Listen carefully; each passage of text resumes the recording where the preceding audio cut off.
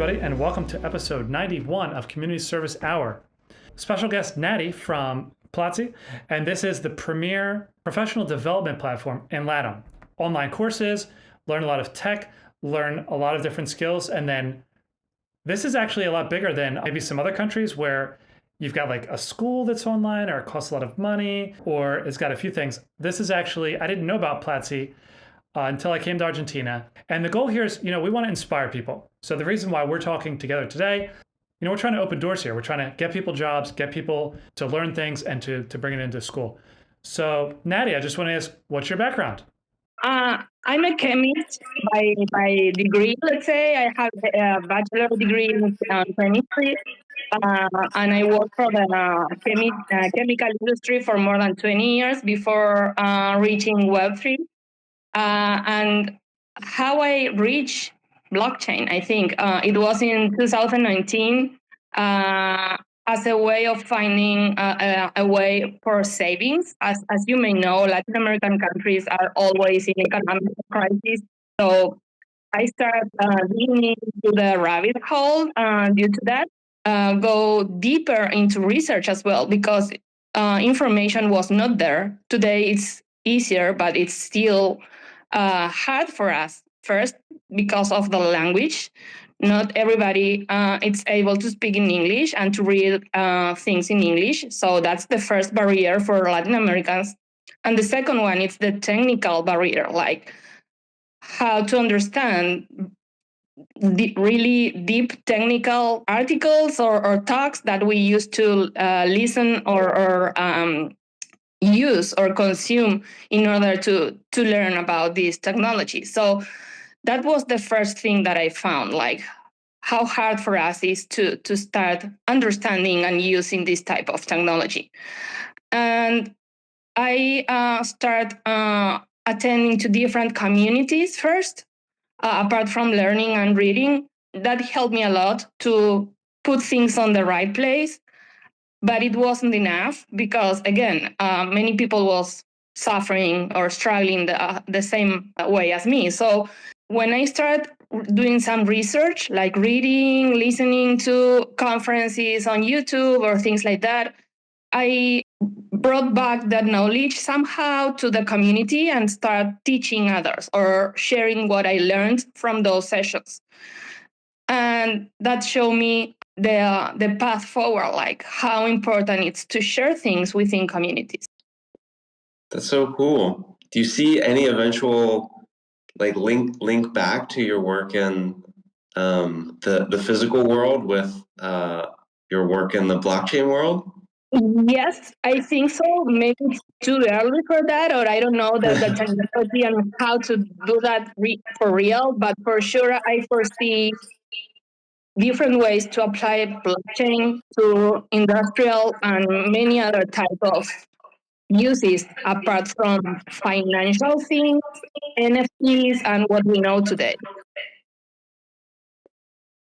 But maybe too early. Yep. Will, rebuttal? Still too early.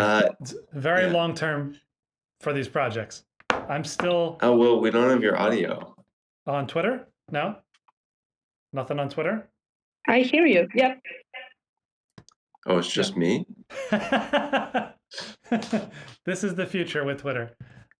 With X. I think Twitter doesn't hear you. You got X'd. Do you hear me on Twitter? On X? Who hears me on X? Okay, some people hear me on X. Okay, just me.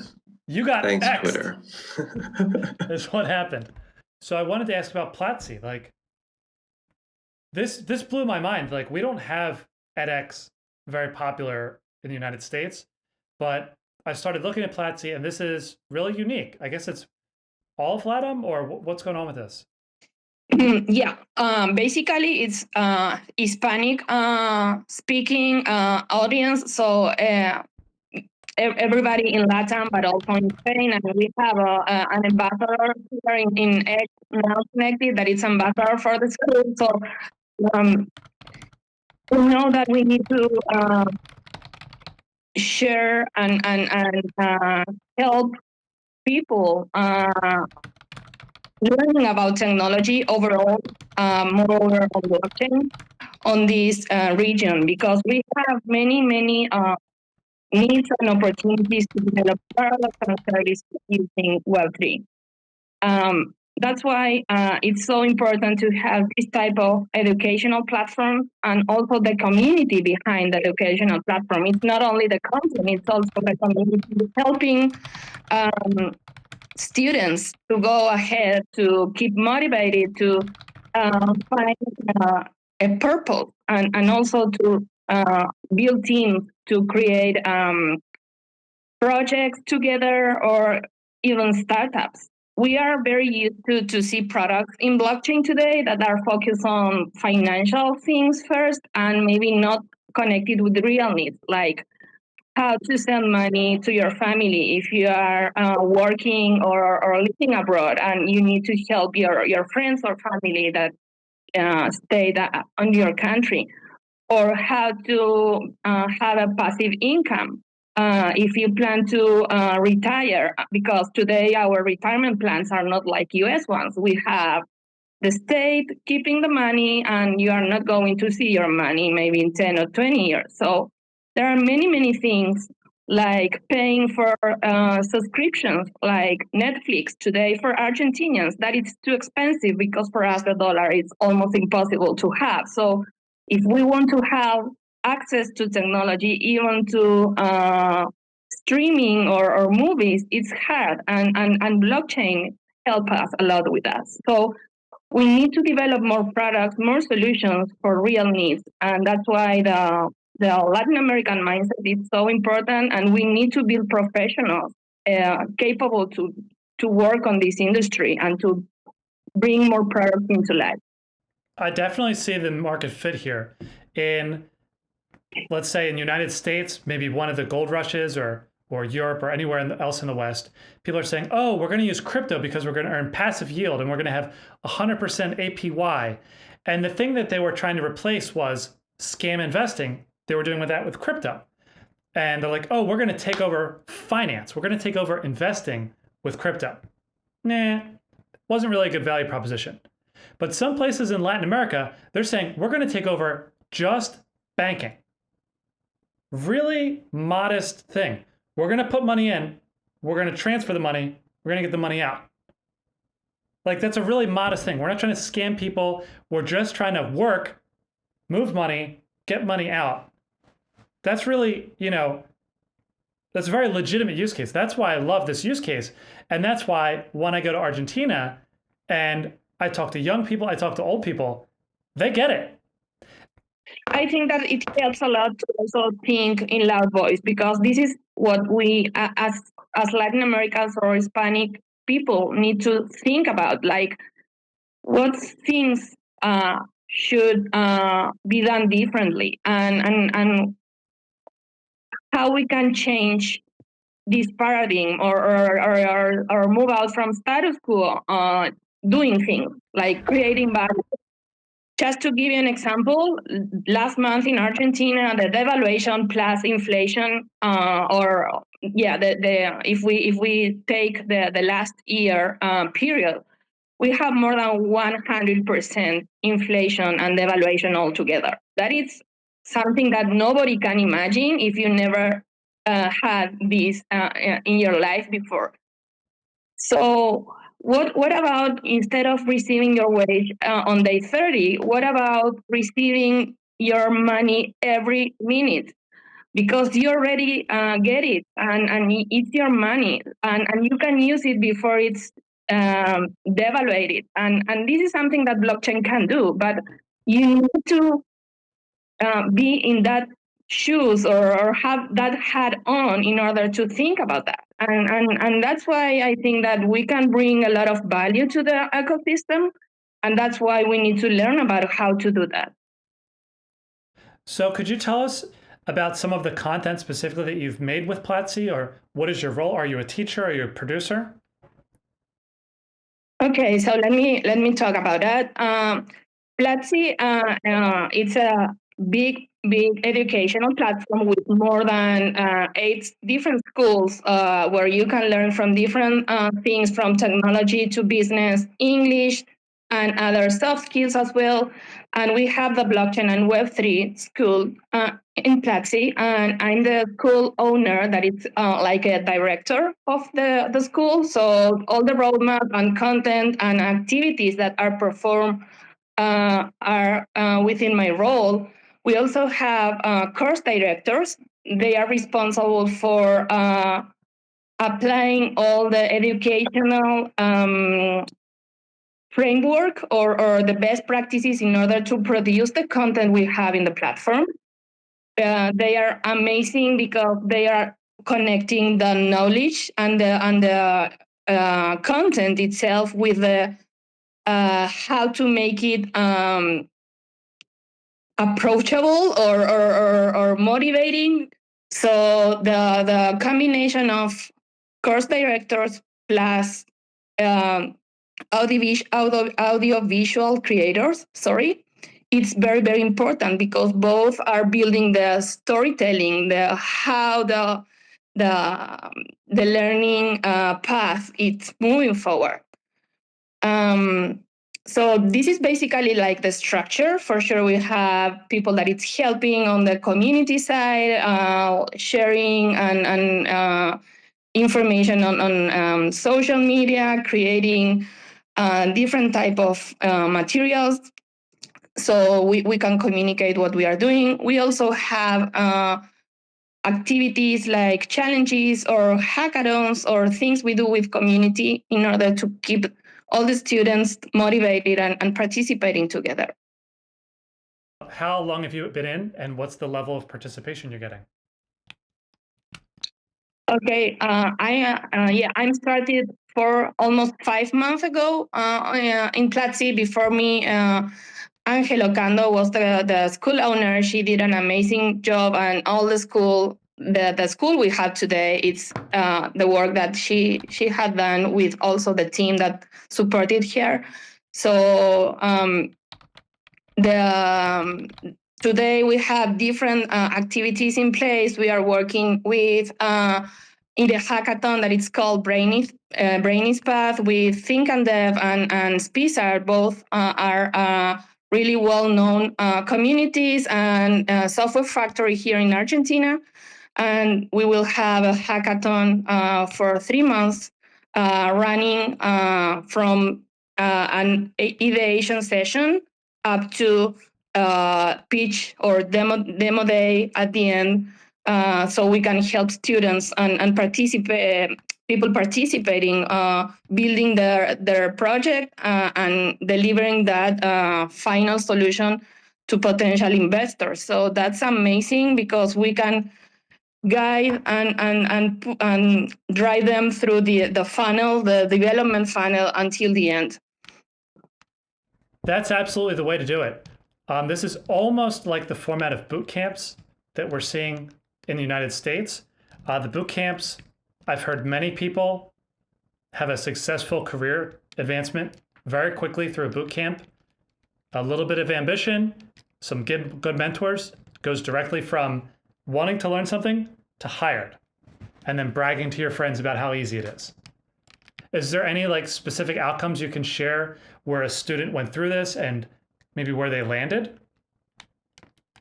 I don't know if I can share that already because this is going to be communicated during this week. So I don't want to give that alpha moment already. But yeah, the idea is that we would like to have projects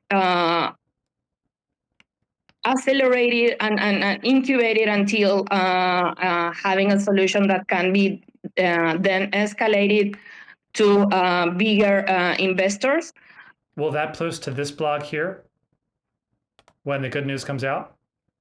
Yeah, we are going to post all the program there, and as well at the organizers webpage that it's Think and Dev and Spizar. They are going to also inform all the news and the next steps. So we will keep you informed for sure because that will be really a good thing for us. Like, so I want to make sure people subscribe to the blog and they can see these stories. You know, this is, people ask me, how do I get a job?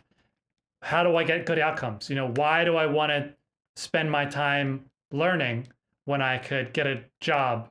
This is why.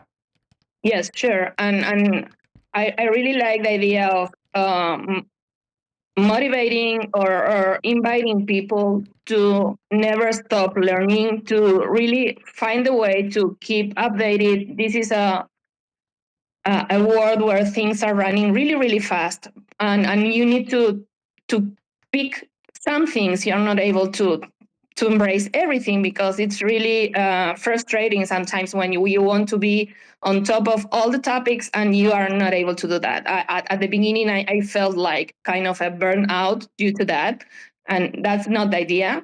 But if you find a place where you can feel comfortable but also motivated, and you can bring value, and again, I am not a dev, I'm not a technical driven person, I'm a chemist, but I found a way to find value and create value in blockchain, so everybody can do that.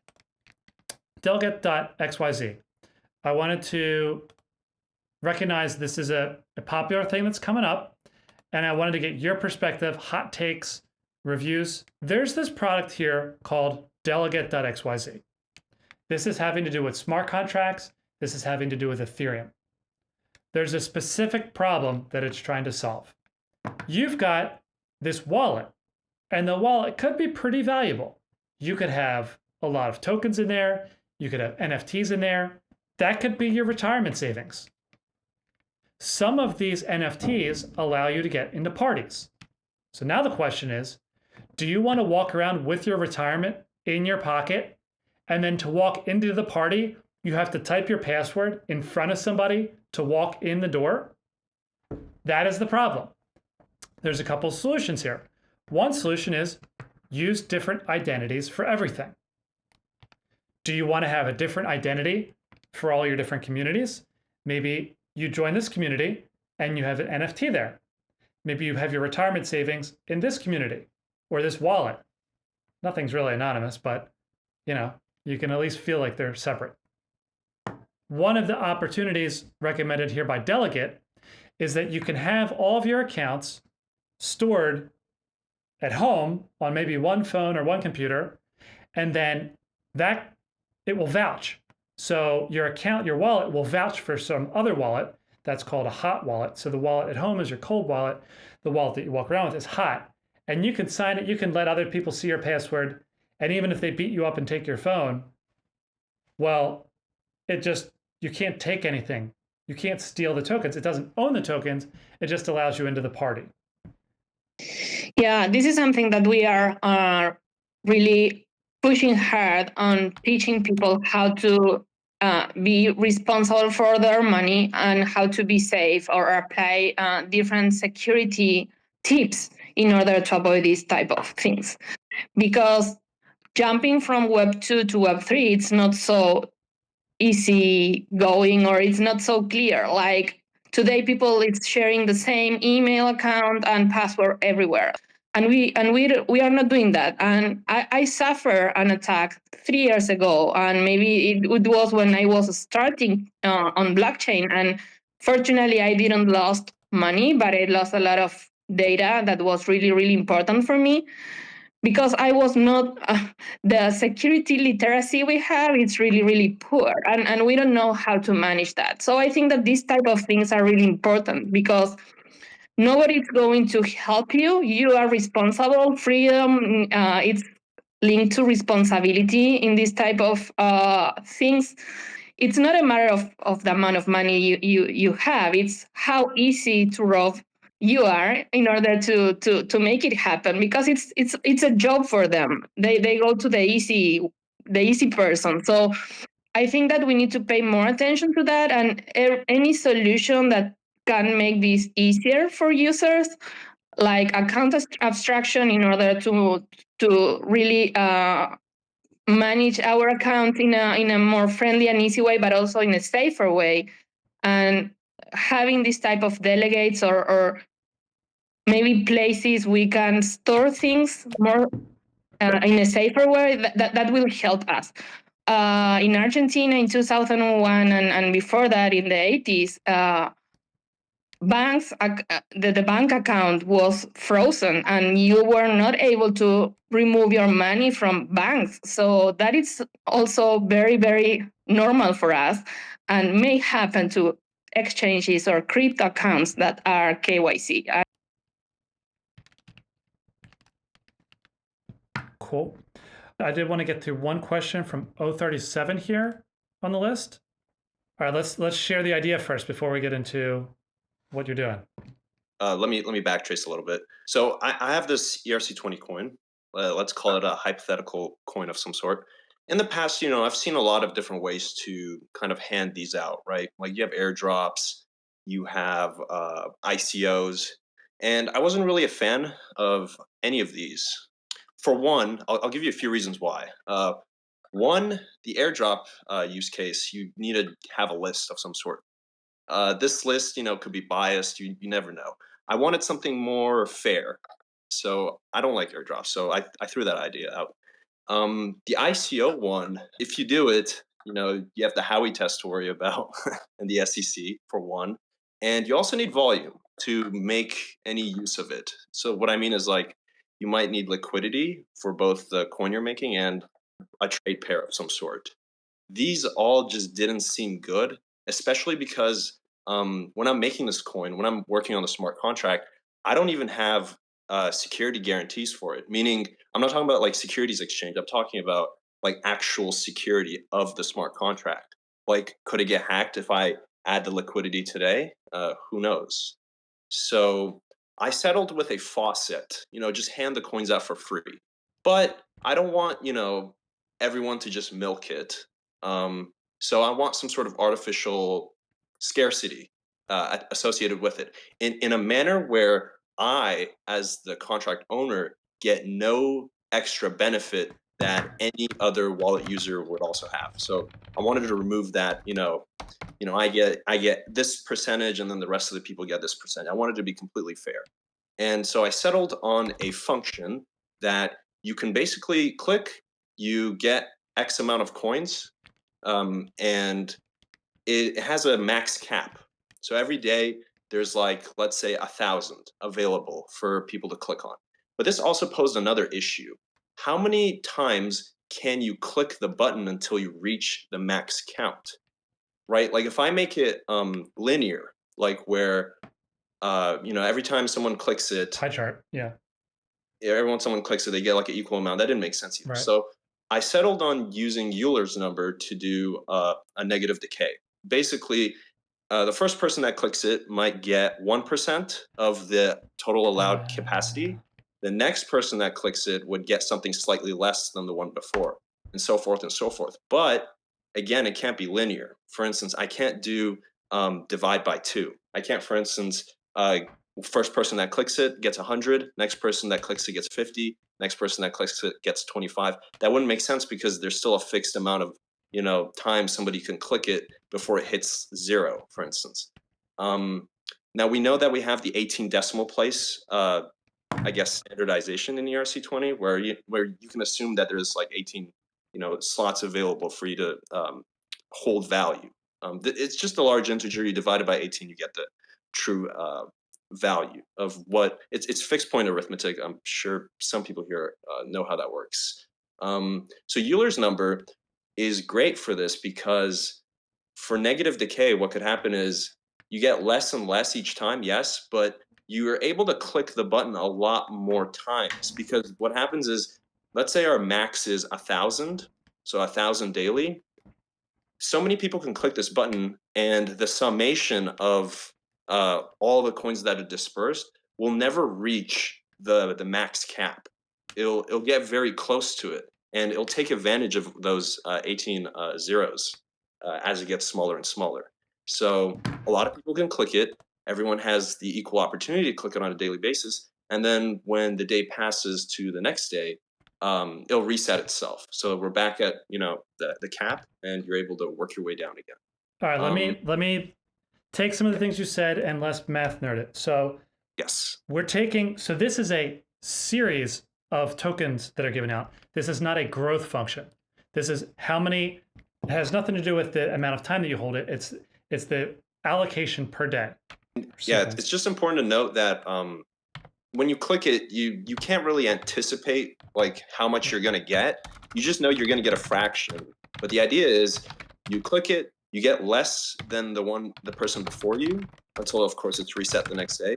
So here's the idea. There's a design. The design is we want to give out tokens every day. That's the main thing. Yeah. And then so we want it to degrade a little bit each time. We've got one candidate formula, and so it's going to be the decay, or probably so much gas cost. The reward or the value is really x sub I minus gas equals exp to the -1 e to the -1 over 100 times I, or something like that. Problem is this gas, the problem is here is you've got this constant you've got this constant addend that really destroys this whole formula. So we've got x sub, I guess we'll just call it exp, you know, the decay here. Okay, and we're going to do it from x equals 0 or x equals 1 to, 50. So the question is really, this is a math question. Like, can we design a function here that's going to do this? Okay, so now what you're saying is you've done a lot of math and you've come up with this story and you've convinced yourself that the best outcome is to use this curve. And what I'm showing on the screen is a curve that very much approximately looks like a linear curve. Just so we're on the same page, I did include a gist in the document that has the Python implementation for this. But, absolutely. So now I'm plotting it. And yes, if you go out to 1,000, this definitely gets less interesting really fast after a couple hundred. After 400, you're really... Yeah. Okay, so let me put it this way. This is designed so that it starts at 1, and then after about 200, you're getting decimated. And then after 400, you're getting decimated again, and that's going to continue. So you're getting decimated. So if you're giving out $1,000 of value, then after 200 people get them, now you're giving out $100 of value. And after 200 people, they're giving out $10 of value, right? And if there's 200 or 400 people going after this, you're going to start a gas war, and gas is going to cost more than $10. So basically, there's a hard limit of 600 people. I know you can do exponents in Solidity. I don't think you can do fractions in the exponent, like in Solidity. So like if I wanted like negative decay, like if I wanted to use an exponent that's less than 1, it doesn't seem like I can do that. You'd have to be very persistent with the base value that you use for that 18. Well, in this case, 18 is the base value. Right. And you just have to, one thing I noticed, and everyone here I'm sure knows this, you always have to divide at the end if you're going to convert it back, like so you don't lose any information. And that's kind of what prevented me from going with the first formula even, is because I can't really divide at the end. Like if I use like just Euler's number, right? I have to I have to like get the actual value, and then I have to just remember at the end I have to divide it by the base value, because at the end of the day it's just an unsigned integer. It's not. You know what? I'm gonna give you a dumb answer here. What if we just use? I'm gonna got a one window here. I've got your formula. I got a second window here where I'm just gonna use 1,000 divided by x. Okay, I've got one plot here with 1,000 over x from x equals 1 to 1,000. I've got a second plot here, which is exponential decay of x from x equals 1 to 1,000. They're not crazy different. So if I'm following, because the original plot was close to being linear, you formulated a similar equation. Right, but not linear. You're right. So it was closer to linear if you're only imagining 10 or 20 or something people getting this, because your decay function is 1 in 100. I mean, it's really slow. So that at that point, it's linear. The derivative is just, the exponent comes down into the factor. But if we can look at your formula a different way, it's important to know that you're expecting 1,000 people, right? So you've got to plot it from 1 to 1,000. If you do that, then the other candidate formula I'm looking at is 1,000 over x. Now, as you know, with 18 zeros, this is something you can calculate pretty easy. What if we can't assume like the daily or like just the users in general? So that's like something I'm like not accounting for, because like when you deploy these things, you don't maybe get one person a day, which is fine, right? Like they get that one reward, that's fine. But like it needs to be something that, let's say one day there's, I don't know, a million. Yep. This is a very hypothetical, but like it needs to be fair in all those cases. And like I know we're limited to only the 18 decimal places, but there's no way to account for like how many people are going to click this at all for Well, it to work. but then there's the opposite thing. Is there really a spiritual and meaningful reason why it has to be e raised to the negative 100th x? Is there a spiritual reason why that is correct? I'm guessing no. I'm guessing there's a feel for it. And really the way to compare functions on feel is to plot them in Excel. Yeah, and the only reason I even decided to use E is really because it's used many times for like just normal growth, and Yep. like it seemed like the one number that I could use where I have like a continuation of some sort of value. But anything to simulate like Solidity code, to like take Solidity code and then you have all your right functions and it's able to like amass large number of transactions against it, so you can kind of see where things go. All you need to worry about is x and y to Okay. design your math function. So once you get the x and y, that's good. Now you have a specification. You've got to make Solidity do that thing. We can do this really easy in Python. You just go to ChatGPT and can say, look, I've got a class. It does big integers. It does not do floats. And it goes up to 2 to the 256, and then use that to design my function. And then it'll spit out a Python function that does it. And then we have to make sure that works. But I don't think you're worried about Solidity right now. I think you're still into the design phase. Yeah. Honestly. Yeah.